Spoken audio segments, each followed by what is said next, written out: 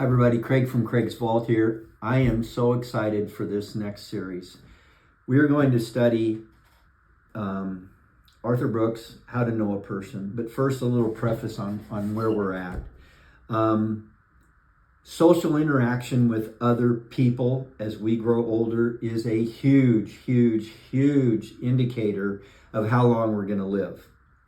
So up to now, most of our drills have focused on brain drills that are solo or physical things in the gym that for the most part we do by ourselves. Maybe have a trainer, maybe you're in a group. But for the most part, we've focused on actions that we can take by ourselves and don't really have to involve anybody else.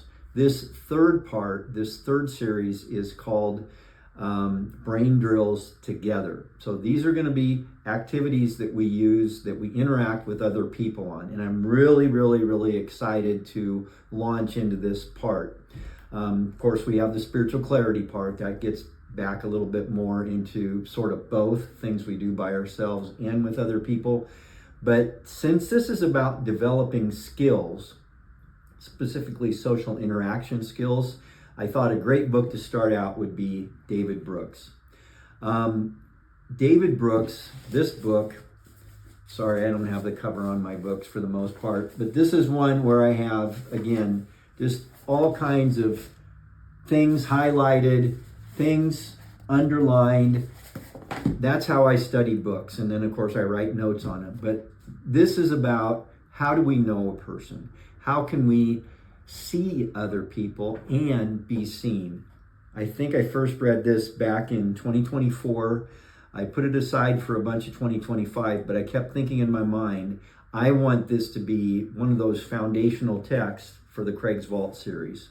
So, as always, the roadmaps track, adjust, own. Today, a little bit more on the track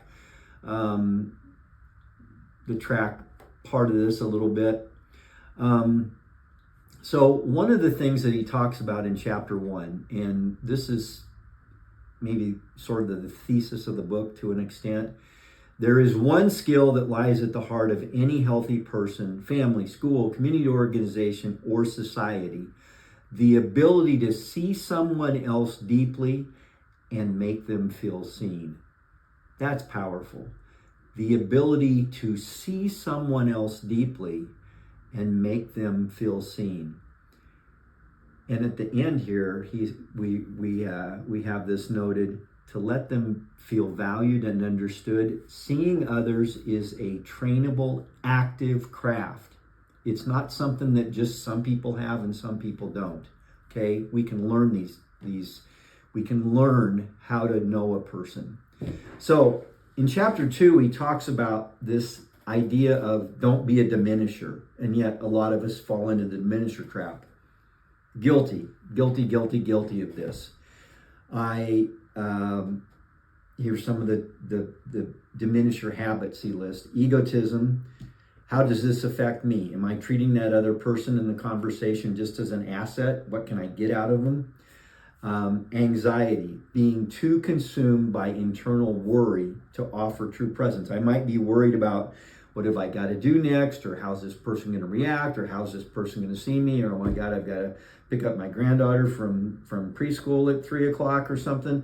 It's like anxiety can come in almost in all aspects of our lives. Another thing he notes is this lesser minds problem. I'm assuming that the other person lacks a deep inner wisdom. I fall into that all the time, folks. I'm sorry to admit it, but I do. I fall into that trap. Or just stereotyping, which is so easy to do. There's obvious stereotypes based upon, people of different race or gender or political beliefs or religion or, different culture, different nationality.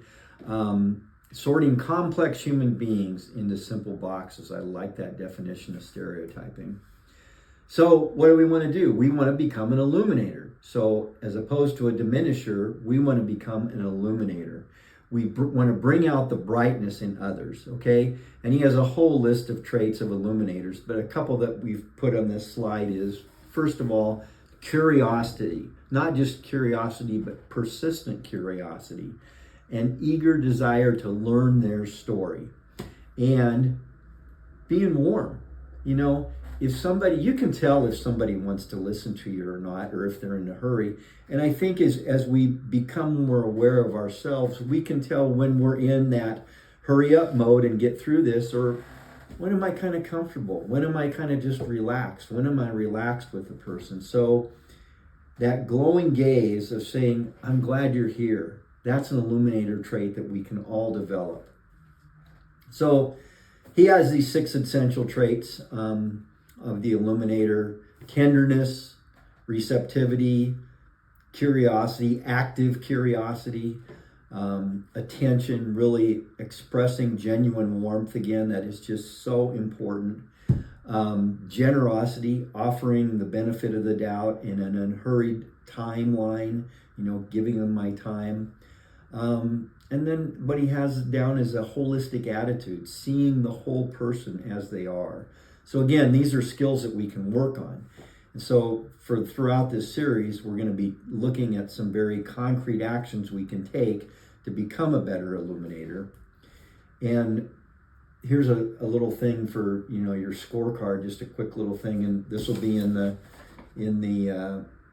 field manual as well, which I'd like you to download.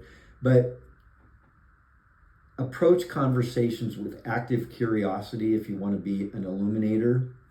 If you want to be a diminisher, then just listening like you're in a debate, listening like you're just going to judge them, or you have some kind of retort that you have to come back with. It's not a contest. Another thing is meet people unhurriedly where they are. That's what an illuminator does. What's a diminisher do? They center all the conversations around myself, or they're in too big of a hurry. They're just always want to get to the next step. So here's a little assignment, and this again is in the field manual. I think I put this on page 4 of the field manual. Yeah, we've got a little worksheet here you can do. But first of all is catch the habit. When you notice a moment this week where hurry or anxiety has caused me to diminish an interaction, then step 2 is try and shift into curiosity, okay? Consciously apply one illuminator trait, like active curiosity or one of the other 6 or 7 that he has.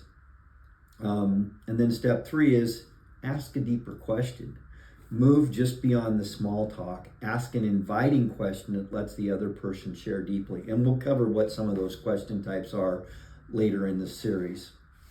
So again, the foundation, David Brooks, How to Know a Person. I love this book. It's just, we are only covering just a slice, obviously, of what this whole book is about. So if you're really on your journey and you want to track, adjust, and own it, go out and own this book. Go get a copy of this book, get a copy of it, study it, mark it up.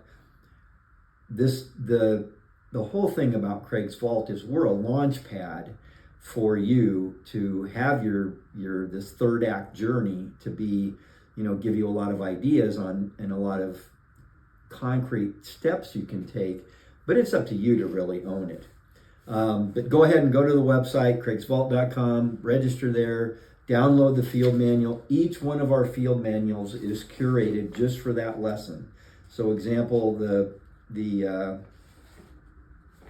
just an example here, the mini reminders that we have in lesson 1 are going to be different than the ones that we're going to cover here in lesson 4, for example. I just happen to have this laying on my desk. Thank you so much for listening. I'm excited for this journey. Thanks for being here with us this week. And as always, I believe in you.